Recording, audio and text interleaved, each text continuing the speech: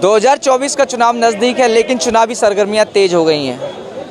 दल बदल की राजनीति हो रही है और आरोप प्रत्यारोप का दौर चालू हो चुका है। अब केजरीवाल जी ने एक बात और कही है, और आज ही कही है और अभी कही है, यानी कि उन्होंने कहा है कि बीजेपी रावण तो नहीं है, रावण का भी घमंड टूट गया था तो बीजेपी का भी घमंड टूटेगा।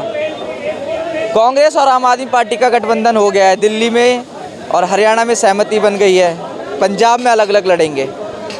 और केजरीवाल जी कह रहे हैं बीजेपी रावण है, घमंड है, रावण को भी घमंड था, बीजेपी को भी था, घमंड जरूर टूटेगा बीजेपी का। देखिए, ये तो नहीं कह सकता मैं घमंड टूटेगा, क्योंकि 2024 में एनडीए ही जीतेगी और मोदी जी दोबारा प्राइम मिनिस्टर बनेंगे।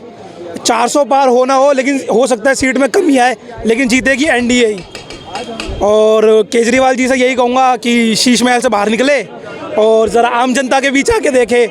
ऐसा नहीं है कि केजरीवाल जी ने काम नहीं किया, उन्होंने भी किया है, सबने अपने हिसाब से किया है। लेकिन अभी जो केंद्र में देख रहे, सेंट्रल में देख रहे हम लोग, तो वो बीजेपी ही उभर के आ रही है, क्योंकि उनका पहला मुद्दा इंटरनल सिक्योरिटी, एक्सटर्नल थ्रेट से लड़ना और उसके बाद डेवलपमेंट, और ये उनका बेसिक मुद्दा है। तो और इसी चीज़ की नीड है इंडिया को, तो मेरे हिसाब से बीजेपी जीतेगी।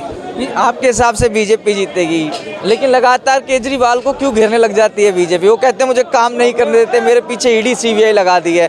2024 में डरी हुई है बीजेपी, इसलिए मुझे परेशान कर रही है। देखिए, केजरीवाल का ही बयान था, शायद 2016 या 15 का था। उन्होंने कहा था कि अगर किसी के ऊपर भी ईडी या सीबीआई की तरफ से सम्मन आए तो उन्हें कोऑपरेट करना चाहिए। तो जाइए, अपने आप को साबित करिए कि आप वो निर्दोष है और आइए लड़िए, कोई आपको रोक नहीं रहा है। अच्छा, अब कांग्रेस और आम आदमी पार्टी का गठबंधन हो गया है, दिल्ली और हरियाणा में एक सीट मिल दी है आम आदमी पार्टी को कांग्रेस ने, और दिल्ली में आम आदमी पार्टी ने 3 दी, और पंजाब में अलग अलग चुनाव लड़ेंगे। जब 2 राज्यों में गठबंधन, तो पंजाब में अलग अलग क्यों? देखिए, ये जनता को गुमराह करने का काम कर रहे हैं। अभी जैसे उत्तर प्रदेश में हमारे 80 सीटें हैं, 80 में से 17 कांग्रेस लड़ रही है और 63 समाजवादी पार्टी।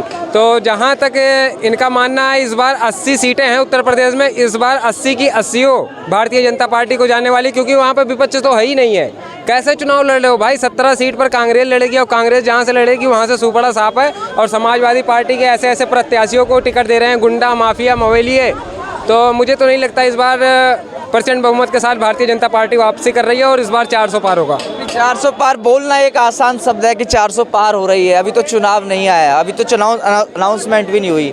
धरातल पे उतरोगे, 2 बार की एंटी कन्वेंसी है बीजेपी के खिलाफ जनता में। देखिए, अखिलेश यादव जी कह रहे हैं जिस प्रकार से प्रधानमंत्री जी ने युवाओं का भरोसा जीता है, और आप तो हर क्षेत्र में जाते होगे, देखते होगे, प्रधानमंत्री जी ने धरातल पर काम किया है और यहाँ तक नहीं विदेशों में डंका बजाया। तो जनता तो मोदी जी के साथ है, विपक्ष है ही नहीं है। अपोजिट में मोदी जी का कोई तगड़ा नेता भी तो होना चाहिए। कौन है बताइए आप तो देश के चौथे स्तंभ मीडिया से, आप तो मेरे से ज़्यादा आना जाना होगा, आपको पता ही होगा इस बार जनता का माहौल क्या है, मूड चेंज हो चुका है। थर्ड टाइम प्रधानमंत्री जी शपथ लेंगे।